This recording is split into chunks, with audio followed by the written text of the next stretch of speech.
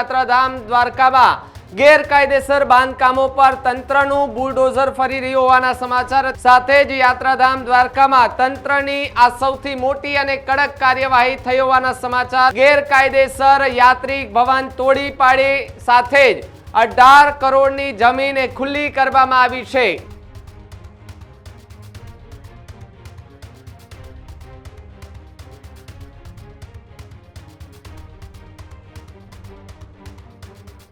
सरकारी ज़मीन है जहाँ पर एनक्रोचमेंट किया हुआ था, उस एनक्रोचमेंट को डिमोलिश किया गया है। 3 जगह पर જ્યાં સરકારી જમીન ઉપર દબાણ કરવામાં આવેલું હતું અને એ દબાણનો કમર્શિયલ પર્પઝ માટે ભવન બનાવીને ત્યાં રૂમ ને ગેસ્ટ હાઉસ જેવું ચલાવવામાં આવી રહેલ હતું, જે બાબત ધ્યાને આવતા આજ સવારથી એ જગ્યાઓને ડિમોલિશ કરીને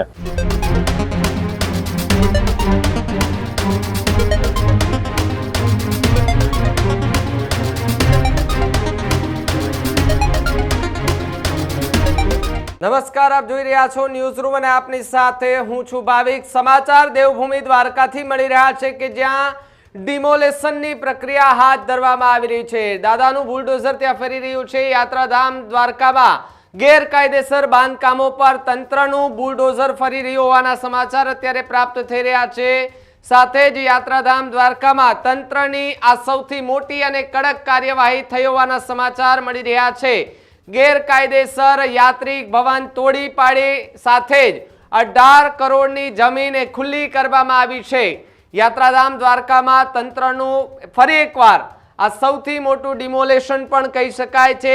એસડીએમ પોલીસ અને પીજીવીસીએલની ટીમ 6652 ચોરસ મીટર જગ્યા એ ત્યાં મુક્ત કરવામાં આવી છે। દ્વારકામાં ભૂમાફિયાઓ પર તંત્રની જોરદાર કાર્યવાહીથી અત્યારે એ ભૂમાફિયા છે તેમાં ફફડાટ જોવા મળી રહ્યો છે। ગેરકાયદેસર બાંધકામો દૂર, જિલ્લામાં ફફડાટ મચ્યો હોય તે પ્રકારની વાત સાથે જ યાત્રાધામ દ્વારકામાં પહેલા પણ સૌથી મોટું ડિમોલેશન જે છે તે હાથ ધરવામાં આવ્યું હતું, જેમાં કેટલી ગેરકાયદેસર જમીનો હતી તે ખુલ્લી કરવામાં આવી હતી, ત્યાં બાંધકામો કરવામાં આવ્યા હતા, તેને તોડી પાડવામાં આવ્યા હતા। તો સાથે જ ફરી એકવાર દેવભૂમિ દ્વારકામાં જે પ્રમાણે આપણે આ દ્રશ્યો દેખાતા હશે કે જ્યાં ગેરકાયદેસર જે બાંધકામો કરેલા હતા અને સાથે જ એની અંદર જે કામગીરી ચાલી રહી હતી તે દરમિયાન આ કાર્યવાહી કરવામાં આવી છે। પહેલા નોટિસ ફટકારવામાં આવી, ત્યારબાદ એ બુલડોઝરો ત્યાં પહોંચ્યા હતા અને વિવિધ સ્થળોએ આ જ પ્રકારની કામગીરી જે છે તે હાથ ધરવામાં આવી રહી છે। સાથે જ એસડીએમ પોલીસ અને પીજીવીસીએલનો જે ટીમનો જે કાફલો હતો તે પણ ત્યાં ઘટના કહી શકાય કે ડિમોલેશનની જે સ્થળ હતું એ સ્થળ પર નિરીક્ષણ કરતા જોવા મળી રહ્યા હતા। યાત્રાધામ દ્વારકામાં ગેરકાયદેસર બાંધકામો એ સતત ને સતત એમાં વધારો થતો જોવા મળતો હતો, તે દરમિયાન તંત્ર દ્વારા સૌથી મોટી કાર્યવાહી કરવામાં આવી હોવાના સમાચાર પ્રાપ્ત થઈ રહ્યા છે। સાથે જ શું પ્રતિક્રિયાઓ ને બધું આવી રહી છે તે પણ સાંભળવી છે અને સાથે જ ત્યાં પોલીસ અધિકારીઓ પણ ઉપસ્થિત હતા। સાથે જ શું પ્રતિક્રિયા સામે આવી આવો એ પણ સાંભળી।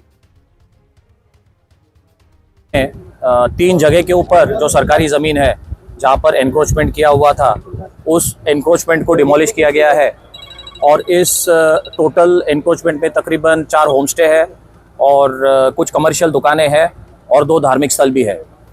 इन तीनों लोकेशन के डिमोलिशन अभी प्रोग्रेस में है और इनकी वैल्यू तकरीबन 18 करोड़ है और टोटल एरिया जो है तकरीबन 6500 स्क्वायर फीट्स का यहाँ पे आका गया है।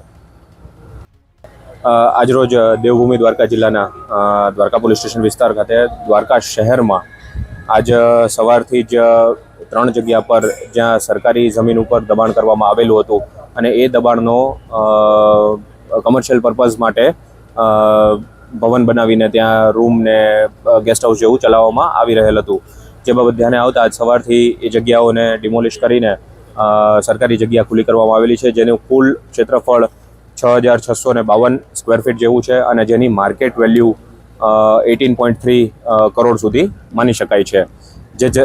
જે સરકારી જગ્યા આજરોજ ખુલ્લી કરવામાં આવેલ છે અને તેમજ સરકારને પરત જમા કરાવવામાં આવેલ છે।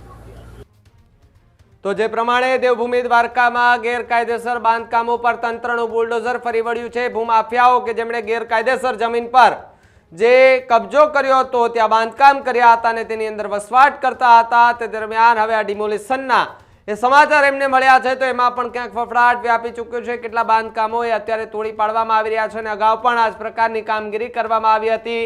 તે દરમિયાન પણ કેટલાય ચોરસ મીટર જમીન પર જે કબજો કરવામાં આવ્યો હતો, એક ટાપુ હતો કે ટાપુ ઉપર ગેરકાયદેસર કબજો કરવામાં આવ્યો હતો, ત્યાં જેસીબી પહોંચ્યા હતા, બુલડોઝરે પહોંચીને ત્યાં એ બધું જ સાફ કરીને જમીન જે છે તે ખુલ્લી કરી હતી. ગુજરાતભરમાં આ પ્રકારે ડિમોલિશનની કામગીરી જે છે તે હજુ પણ યથાવત જોવા મળી રહી છે. સાથે જ દેવભૂમિ દ્વારકા જિલ્લામાં સૌથી વધુ દબાણો હોવાની વિગતો અને સાથે જ ત્યાં તંત્ર જે છે તે સૌથી મોટી હજુ પણ કાર્યવાહી કરે તે પ્રકારની વિગતો પ્રાપ્ત થઈ રહી છે. માટે થઈ જે પણ ભૂમાફિયાઓ છે કે જેમણે ગેરકાયદે જમીન પર બાંધકામો કરેલા છે અને દબાણો કરેલા છે તેમને ચેતવણી આપી, નોટિસ આપી દેવામાં આવી છે.